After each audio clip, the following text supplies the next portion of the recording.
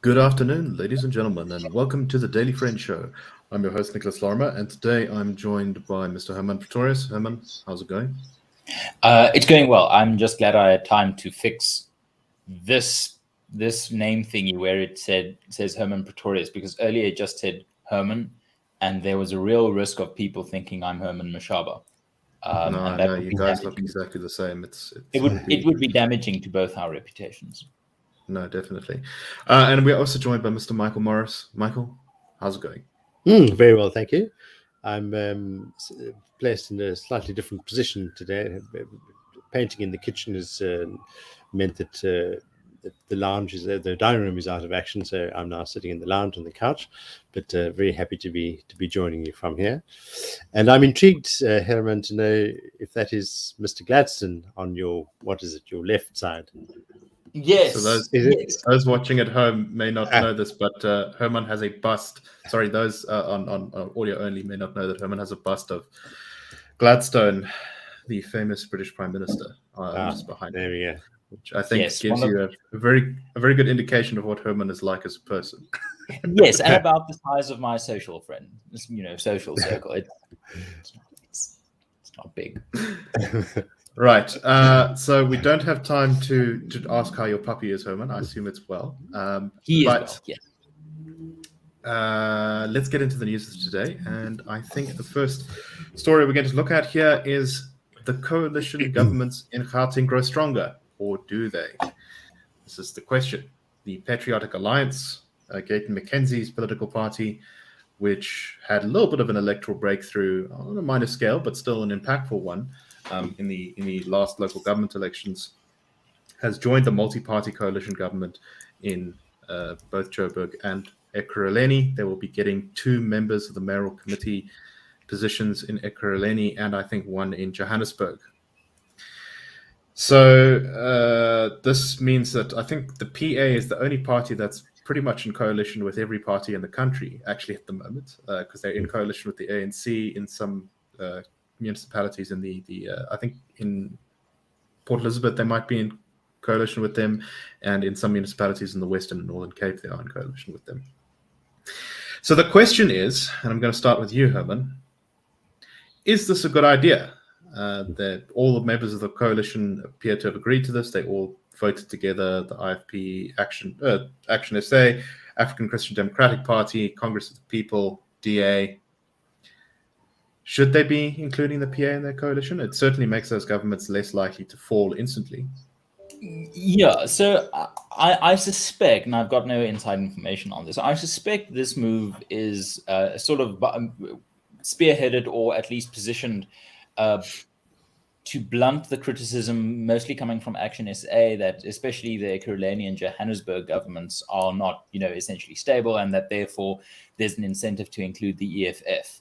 Now, what I would what I think is certainly the case is that the Patriotic Alliance is not as dangerous or destructive as the EFF as a coalition partner, or as someone to be dependent on to preserve your majority, because we should remember correctly that the EFF and the DA and so on weren't in official coalitions in the 2016 term. It was in a confidence and supply arrangement where the EFF wasn't in government, but the party in the coalition in government could rely on their support to remain in government.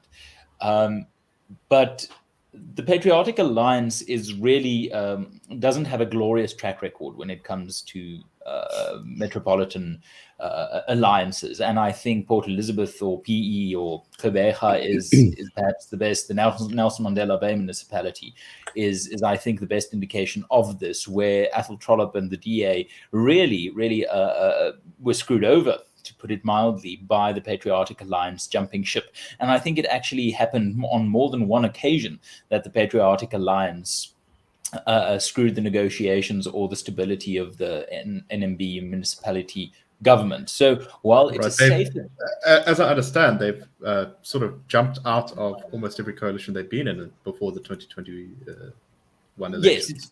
Yes, It's actually quite difficult to keep track with the Patriotic Alliance, but that sounds about right to me. So my position on this is it's probably it is numerically strengthening these coalitions. However, and it is blunting some of the calls for the EFF to perhaps be included. And the Action SA's love affair with Hermann Mashaba, with EFF put to one side, that's a whole different topic. But it certainly does provide a bit more stability for the coalition government. However, I would be very, very skeptical of working with the Patriotic Alliance. They are not bona fide coalition partners based on their track record. And I don't think their party leader, Mr. Kunene, is in any way someone to be taken seriously with integrity as a politician. I think very much an opportunist who hasn't stood on the right side of many issues since the party's formation in 2013. So good, yeah, it sort of stabilizes things.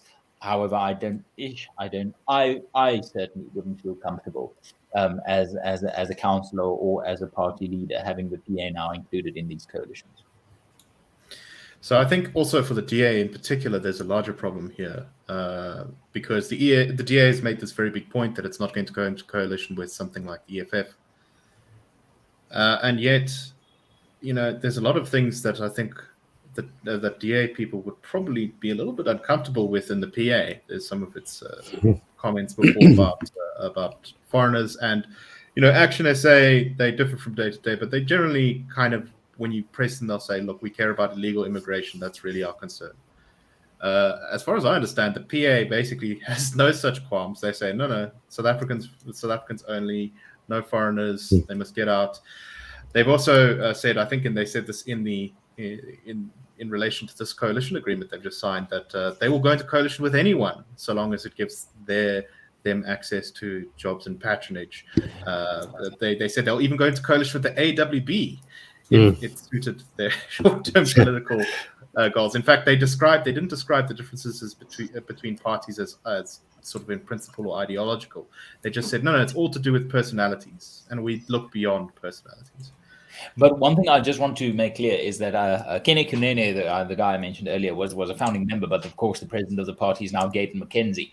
And Gayton McKenzie is everything except a solid dude. I mean, he's like a solid bank robber, criminal record, and he has been, as you say, open about the PA wanting positions for its own members. It's there not to fix things, but it's there to. It cares about jobs, but the jobs of its representatives. Right. So Michael, what do you make of this? I mean, I think are they beyond the pale as the EFF is for the DA and the Freedom Front? Obviously not, but I don't know. What do you think? I guess, I mean, there's good and bad here, as Hermann has said. It's really another instance of having to wait and see how this pans out. But I think the key thing for me was John Steenhuisen's big if in his statement about it, where he said these coalitions represent a beacon of hope in a rather bleak political landscape. And then the key word, if these partners, who represent very different political parties and have different views on a number of matters, can put the petty politics aside to be able to come together around a common objective, as outlined in the coalition agreement. So that, whether it's a question of petty politics or these quite fundamental questions of the credibility and the probity of these parties, it's a bit of a difference between the two, but that is going to be what's going to count. Is, are they really going to be able to stand together on questions of principle, or is this simply going to devolve into arguments about advantages and benefits and so on that they can try and grab for themselves? It is a big if, and I think John Steenhuisen is right. If it comes together and works, then indeed it could be a beacon of hope. It's part of the argument that the RR has made in its pack of wild dogs analogy. But then that is reliant on their actually working together very effectively to serve the people. and that's a big challenge. So, I'll give my own thoughts on this, and I think I've been slightly separate from the Institute's view in that I've been a very big opponent of the coalitions in at least Johannesburg and Ekurhuleni, not so much in Tshwane, where I think it's a different story. And it's precisely because I fear that the opposition is going to delegitimize itself as a whole. That by going into government now, it's going to be such an unstable government, such a government with varying, the PA and the DA and the Actionist Aid, all these parties, they don't have that much in common. And I fear that as a result, they're going to be tainted with the brush of failing to fix these municipalities, while at the same time getting very comfortable and sticking to their gun and sticking in these coalitions because, we're changing this, we're changing that, so comfortable in our position here. Everyone's suddenly getting higher salaries because when you're a committee chairperson or an MLC, you get, I think, twice or three times the salary of a normal councillor. I think the opposition is in a very dangerous space now where they really are going to have to deliver the goods in these municipalities. And if not, they need to get out as soon as possible. That's my view anyway. Hermann, what do you make of that? I think you're actually quite right on that. And I don't think within the Institute there's too much disagreement with your position. In fact, I probably agree more with your position than I disagree with it.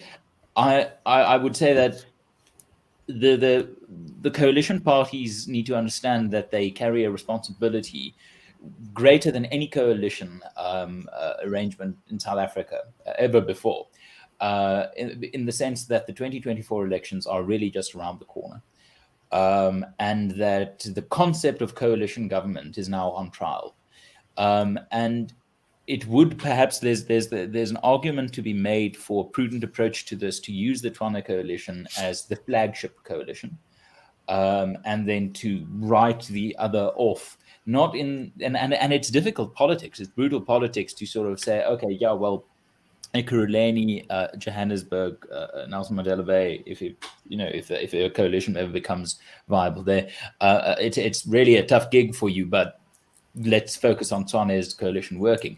It sounds incredibly brutal because you are writing off millions of people in terms of good governance on a municipal level. But you have to see it within the larger context of this being a test pilot for the concept of wild dog coalitions. My position would be similar to yours, Nick, that make the Tshwane one work, show that where a viable majority of coalition partners can be assimilated or unified around a policy platform, and then make it work in a stable way. That's a much better advertisement for coalition government on provincial and national level than I think just grabbing at any possible coalition and doing whatever it is needed to keep it there, because these coalitions will be more unstable, will be hampered, and probably affected by some corruption scandals and some really morally dangerous waters if you've got people like Kunene and Gabe McKenzie in the mix. So I would take a similar approach to yours, use the Pretorius coalition as the flagship, the test case, and then point to that, just like the DA can point to the 2006 Cape Town coalition to say, we now have two stable historically and recently that equip us to lead the national government going forward. Michael, any final thoughts before we move on? And I think that's absolutely right. And a great deal is at stake because this is likely the only model in the next decade, perhaps, that if something is really going to be effective in shifting the course of the country is taking, it'll be an effective coalition administration. But people have got to trust it, and they've got to see it working, and that's what it comes down to. So yeah, a very good point, Hermann. Singling out Tshwane and making a demonstration of the case for coalition. So one last note on this. I think I may have my sums a little bit wrong here, but I think that the coalition government in Johannesburg with the PA is just enough seats to have a majority without the EFF. But this is not the case, I think, in Ekurhuleni. I may be a little bit wrong there. So, including Ekurhuleni in this mess as well seems to be above, I think, even more foolish than doing it in Joburg. But anyway, we shall see as developments occur. Perhaps the parties do know what they're doing. Now, let's move on to our next story for today. So, a piece of legislation which the IRR, the Daily Friend fan, has been warning about is the Employment Equity Bill, which will grant the Minister of Employment and Labour the ability to set equity targets for different business sectors. So, I don't know, tourism must have this percentage transformation, mining must have this percentage transformation, etc., etc. And basically, it gives the minister an enormous amount of discretionary power over business and over various sectors of the economy, and will further entrench BEE and make it more draconian. Business Unity South Africa has come out in opposition to the proposed Employment Equity Bill, saying that it is likely to lead to constitutional challenges and endless disputes between government, employers, and workers. Hermann, what are your thoughts on the legislation and on what Business Unity SA is saying here? Well, I think it's actually quite useful that Business Unity South Africa is coming out on this. I think they are quite right. The broad scope. Firstly, we have to address the fact that employment equity thus far has been a disaster for everyone except the ANC cadres. Criteria for public procurement, BEE, all manner of employment equity measures have really not succeeded in either uplifting Black South Africans that have been economically excluded, rather just creating this rentier class, as Molethi Mbeki refers to them, leaving most Black South Africans really unaffected by positive economic developments and mostly vulnerable to negative economic developments. So within that context, it is very, very necessary to understand that this is a government doubling down on a policy that hasn't performed or hasn't done anything to really improve the lot and improve, if we're going to use that dirty word, transformation in terms of the economy. If you look at where the economy has transformed to be more racially inclusive, it really was between the years 1997, 96 and 2007-8. When ironically it was the most classically liberal, the most market-friendly economic policies that the ANC implemented. In that time, the seeds of employment equity, especially BEE, were sown, becoming official policy in 2004-5. But if you are after racially representative economic development, which I think is a silly thing, but might actually, if you can achieve it, it's a useful political victory. If you are after that, then none of the policies that have been implemented are successful. And Business Unity stepping up, I can't recall Business Unity or similar chambers of commerce or corporate entities stepping forward in the past, making the point on race-based employment equity type legislation, making things more difficult. So it is a welcome development, but it does show how desperate the situation has become. With the repeated, it's the old thing that insanity is trying the same thing over and over, expecting a different result. And then by that measurement, employment equity in South Africa is fully insane. So I think it's a positive development, but I think business have for too long kept shtup about these things, kept stum. Shtup is a completely different thing. Kept stum about these things to such an extent that it might now be too late, that the whole system might be shtupped. But before I incriminate us further, I think that's enough for now.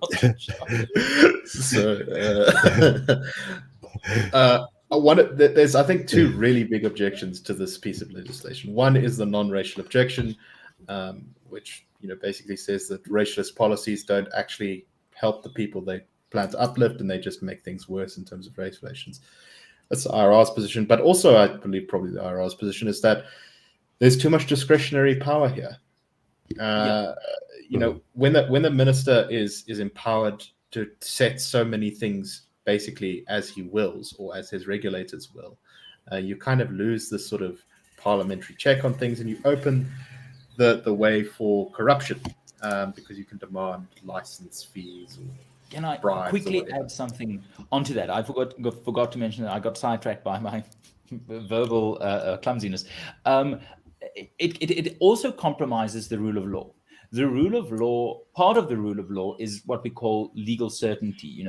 Jus certum, I think, is the Latinic term, where it is clear what the law is, that businesses can find out what the law is, what the law would remain. And one of the positives about parliamentary legislation as a process for making rules is it's quite slow and onerous. Once it has been established as this is the set of rules applicable to this set of circumstances, it's difficult to change it, or at least it takes time to change it. And that actually helps legal certainty. See, if you're a business, you can understand legislation affecting my business has been passed. It is unlikely to be changed so rapidly that I can't adjust to it. The problem, not just on a corruption side of things with so much discretion being given to the minister, is it undermines the rule of law in that it undermines legal certainty.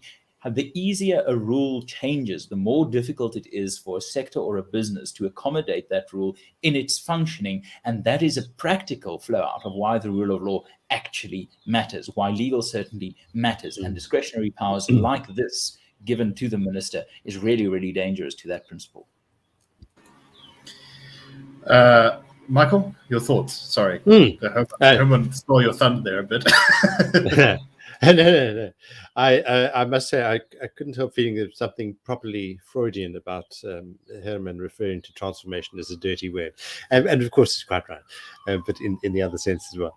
And the other point about it, I mean, from just standing back and seeing it for what it is, here's a bold illustration of the contradiction between President Ramaphosa standing up and saying the private sector is really the dynamic agency in the economy and in society. It needs to be allowed to run with the project and get things moving, get things changing, but at the same time, it's being hobbled and constrained at every step, and to go back to that word transformation, which is indeed terrifically abused, if anything is genuinely transformative, and it is something that we see in society where it does occur and see its absence, it's economic dynamism, it's jobs, it's opportunities, it's skills acquisition, education, asset growth, and all these things require the government really, it's a trite thing to say, but the government to step out of the way and just let business do what it does best, which is succeed. Success is really what is going to be transformative. And I often, 25 years after the Great Change, if you look around the suburbs, it's really an indictment that society is still riven with the divisions that it is. And it's purely a reflection of the absence of the actual change that is possible, and that if the economy were to be freed up, would in fact occur, because there isn't, bar a handful perhaps of diehard kind of white supremacists or whatever you might want to call them. The bulk of the society wants everyone to succeed because they understand that their own success is bound up with the success of everyone else. Right, and our polling confirms that point. I mean, our polling confirms that indeed. And the backward step is to do exactly what this bill is trying to do, is to coerce people. Bureaucratic and political coercion has failed patently, as Hermann says, to achieve what it's sought to achieve, supposedly, avowedly. All right. Well, I hope you can't hear the lawnmower in the background. I'm sure you can. Let's move on to our last topic for today, and this is that of political party funding. So recently, the IEC made it a piece of legislation that parties every quarter had to declare donations above a certain amount, and the latest version has just come out, and we are seeing a number of kind of interesting things, nothing particularly shocking. The ANC getting money from various parties, from various businesses. Excuse me, I just need to cough there. And a lot of mining companies in particular, that being Harmony Gold and African Rainbow Minerals, sort of handing out a little bit of money to all of the major parties, which feels to me, one could interpret this as funding all political parties to ensure democracy. Someone else could interpret this as hedging their bets. Michael, anything that jumped out at you from these donations? Yeah, I mean, I think a first observation that I think is worth making is that it's very healthy that we now have this process, and we can see who's given money and where it's going.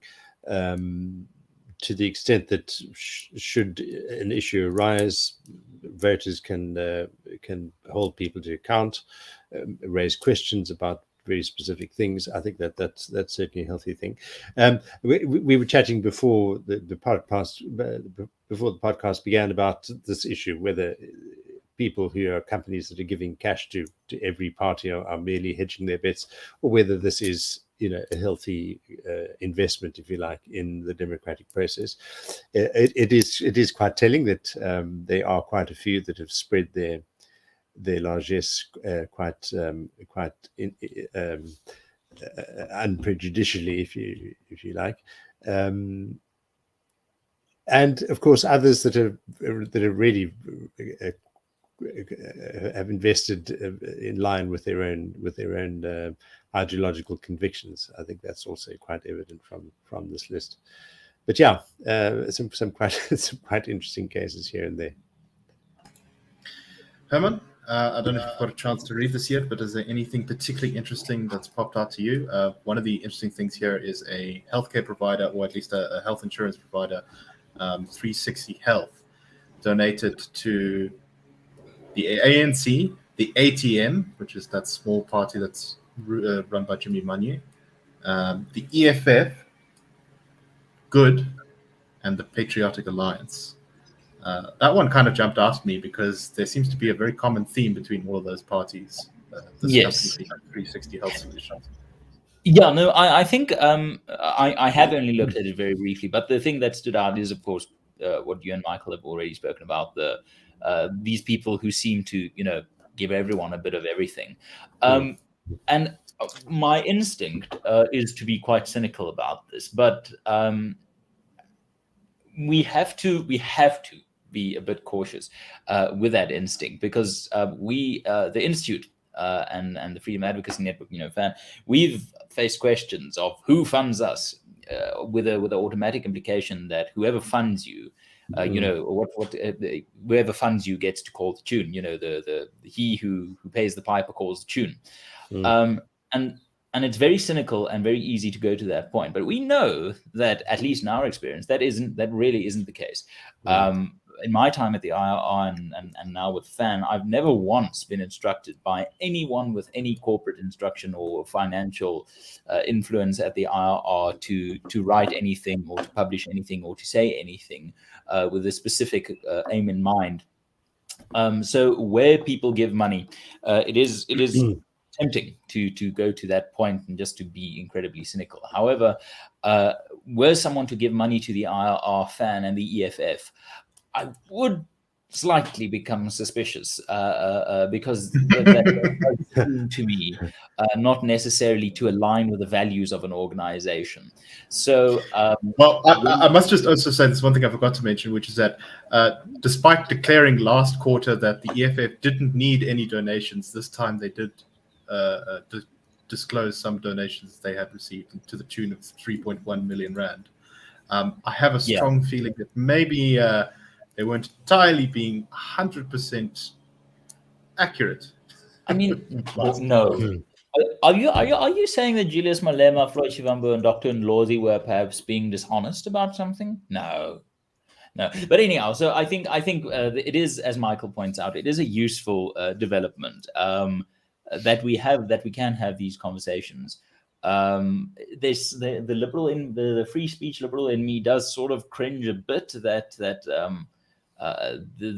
money and the ability to support speech and not support speech is now slightly, that right is perhaps slightly under strain. But I think in a South Africa where we are facing real questions of state capture, this is useful data to have. This is a useful conversation to have, and people shouldn't light up on it. People should really take this. And if you've got questions, go ask them. You've got the full right to ask both people who gave the money and who received the money, to get better information as to why did people give this, and take that opportunity and be an active citizen. Yeah. Anyway, that's all the time we have for today. So thank you very much for listening. We hope you enjoyed the show. Please subscribe to us. Please like us. Please leave us nice reviews. We really appreciate your support. And we shall see you tomorrow on the Daily Fringe Show. I believe, as one of our commenters has just pointed out, the budget speech has just started. So by the time you hear this, the budget speech will have been finished or well underway. Anyway, have a wonderful one. And we'll see you tomorrow. Cheers. Thanks.